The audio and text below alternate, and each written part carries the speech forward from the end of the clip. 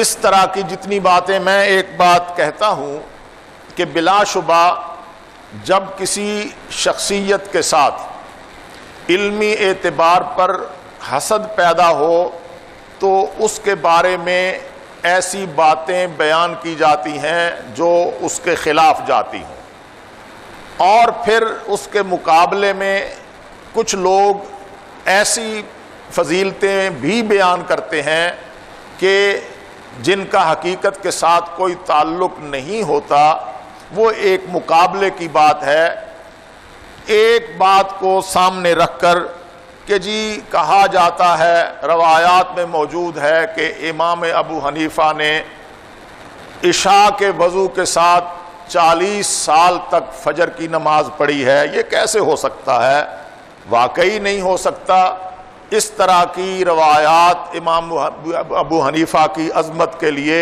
کوئی ضروری نہیں ہے، لیکن اتنی بات میں آپ سے عرض کر دوں کہ ایک آدمی اگر علم کے بیان میں، سبق پڑھنے پڑھانے میں، لوگوں کو علم دینے میں مشغول ہو اور رات کو 11-12 بجے وہ عشاء کی نماز کے لیے وضو کر کے نماز پڑھے تو اس کے لیے فجر کی نماز اسی وضو سے پڑھنا کوئی مشکل نہیں۔ آج بھی رمضان کے مہینے میں کتنے لوگ ایسے ہیں جو عشاء کی نماز کے وضو کے ساتھ فجر کی نماز پڑھ سکتے ہیں۔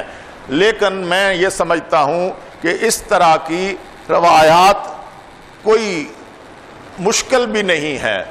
ناممکن بھی نہیں ہے ایسا کرنا۔ آج بھی یہ ممکن ہے کہ آپ رات 11-12 بجے آخری وقت میں عشاء کی نماز پڑھنا چاہیں، 11-12 بجے عشاء کی نماز پڑھیں، وضو کریں، اور صبح 3:45 بجے 3:30 بجے صبح صادق ہو جاتی ہے، فجر کی نماز کا اول وقت شروع ہوتا ہے۔ 4-5 گھنٹے وضو قائم رکھنا، اگر کسی کا وضو نہ قائم رہتا ہو تو اس کی اپنی معاملات ہیں۔ بڑے لوگوں کے لیے اللہ تبارک و تعالیٰ نے یہ باتیں آسان کی ہیں، لیکن اس کے باوجود میں سمجھتا ہوں کہ اس طرح کے واقعات اور اس کی روایات پر امام ابو حنیفہ کی عظمت کا مدار نہیں ہے۔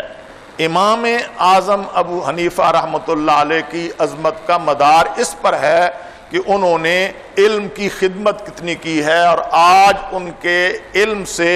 دنیا فائدہ کتنا حاصل کر رہی ہے۔ امام ابو یوسف، امام محمد بن الحسن الشیبانی، امام ظفر، اور اس طرح کے کتنے لوگ ہیں جو عربی النسل تھے لیکن امام ابو حنیفہ کے شاگرد ہوئے،